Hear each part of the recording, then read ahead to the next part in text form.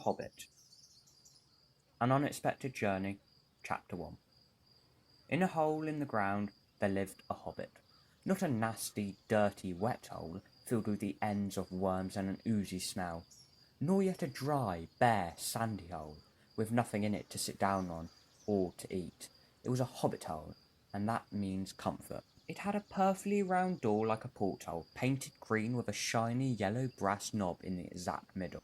The door opened onto a tube-shaped hall like a tunnel, a very comfortable tunnel, without smoke, with panelled walls and floors tiled and carpeted, provided with polished chairs and lots of pegs for hats and coats.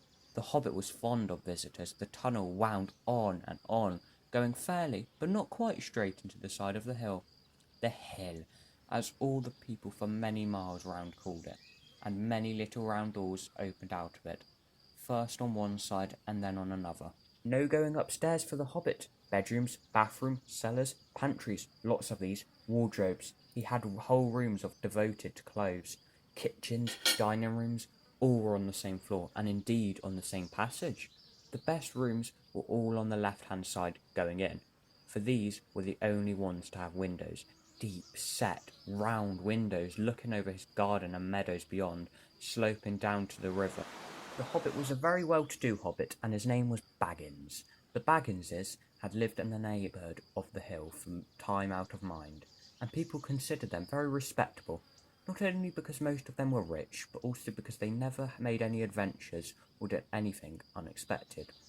You could tell what a Bagginses would say on any question without the bother of asking him. This is a story of how Baggins had an adventure and found himself doing and saying things altogether unexpected. He may have lost neighbours' respect, but he gained, well, you will see whether he gained anything in the end. The mother of our particular hobbit. What is a hobbit? I suppose hobbits need some description nowadays, since they have become rare and shy of the big people, as they call us.